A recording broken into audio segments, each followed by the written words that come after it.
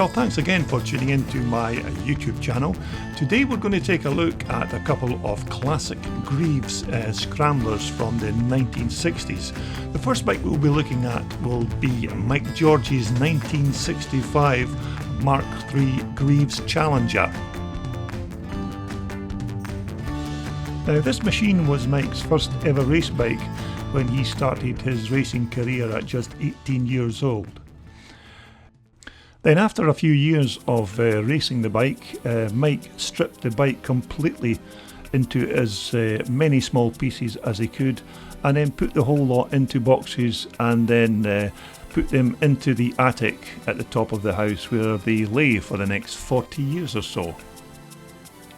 And it's only just recently that Mike decided that it was time to bring the old Greeves back to life and do a complete nut and bolt restoration. Now, the frame was still in good condition and only required some minor refurbishment before being used as the bike's chassis once again. Now, the colour scheme of this bike restoration was actually copied from a picture Mike had seen of the legendary Greeves rider Alan Clough, and it was one of Mike's friends, Chris Ginn from Bury St Edmunds, who actually did all the bodywork painting to match these original colours. Now, the original Girling shocks that were fitted to the bike were well past their bests, so Mike opted for a pair of classic rock shocks on the front and a pair of quality Girlings on the rear.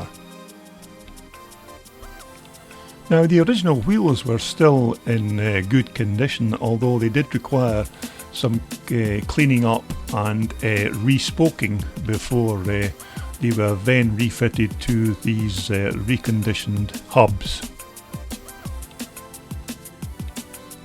Now, of course, these are not the original handlebars from the original bike. Mike opted for these Renthal replacements just so it would improve his riding position when sitting on the bike, although Mike does still have the original bars. Now, the original Greeves motor was naturally completely stripped and then rebuilt with all the required gaskets, bearings and seals. A rebore was also done and a new oversized piston fitted. Of course, the Greeves Mark III model of 65 still had the leading link front suspension at this time. Now, I must say the original wheels, after being cleaned and respoked and fitted to the new hubs, almost look brand new on this bike.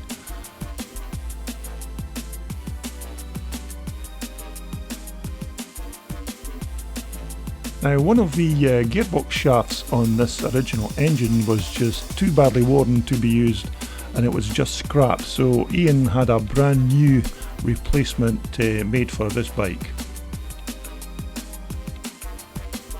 Now, as you've probably guessed, this is not the original exhaust expansion chamber for this particular bike.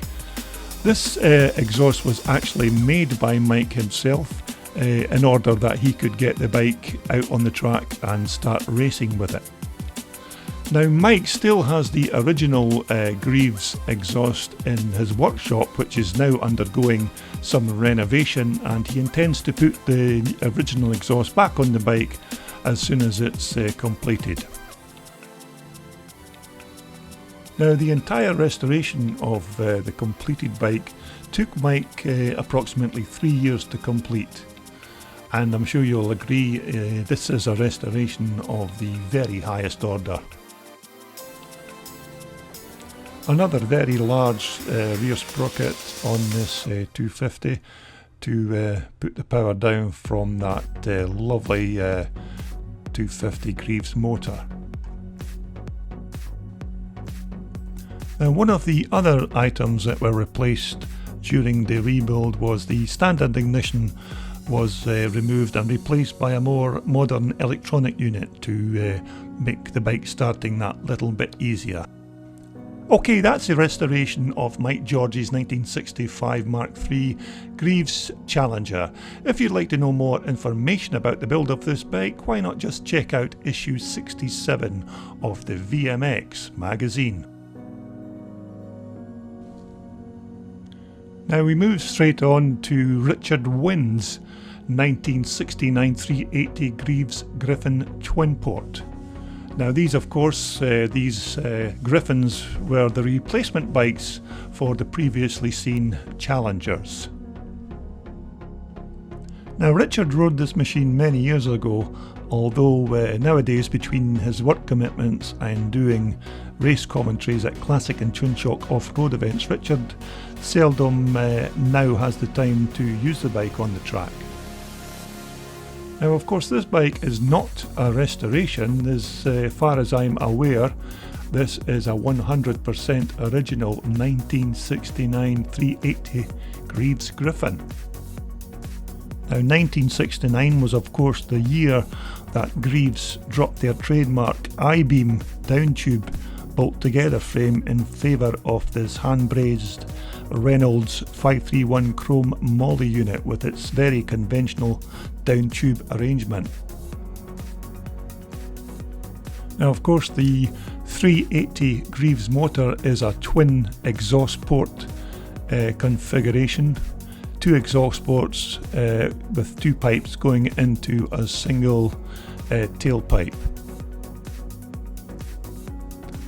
Also in 1969, Greeves dropped their very popular leading link front fork arrangement by opting for this more traditional 7-inch travel Italian Serie Ani telescopic unit. Of course, other items that were brand new for the 69 Griffon were the things like the conical aluminium front and rear brake hubs. The spring steel handlebars were also new in this year, and of course that beautiful streamlined fiberglass bodywork.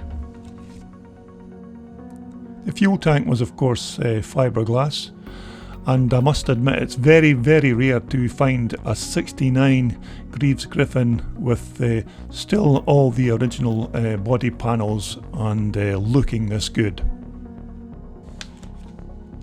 Now the full up weight of the brand new 69 Griffon model was around 227 pounds, which was about 8 pounds lighter than the previous Challenger model, and of course it was 20 pounds lighter than the 360 CZ of that same year. Now the engine and gearbox of the 69 Griffon model were of course separate from each other, although they were still connected by a primary chain. Now the slimmed down 380cc motor was still as light as the previous year's 250 version.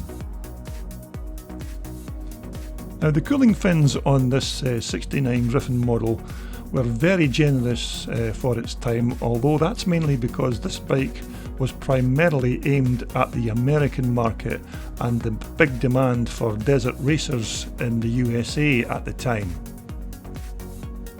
Now of course in 1969 there was also a 250 version of this Griffon model available to buy. Now it's good to see that the original fiberglass side panels and fiberglass fuel tank have survived on this particular bike. These are very rare things to find on an original 69 Greeves Griffon. Now originally these bikes would have been fitted with an AML monoblock carb, although this was soon replaced with this more tunable AML concentric unit.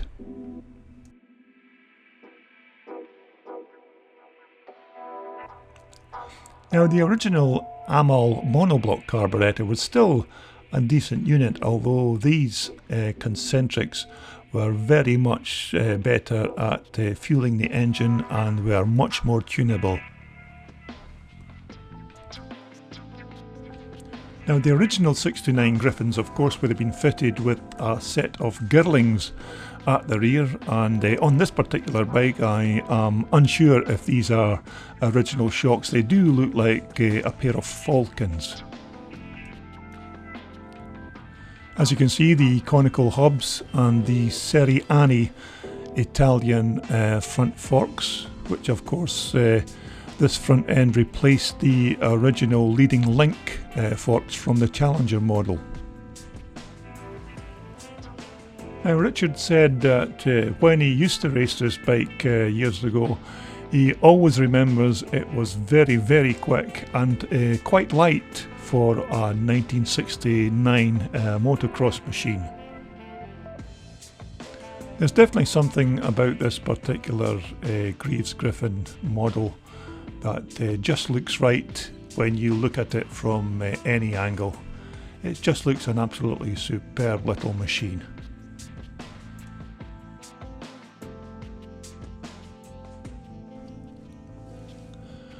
Of course, if you'd like to know more details about this particular bike, this machine will be featured in a future issue of the VMX magazine.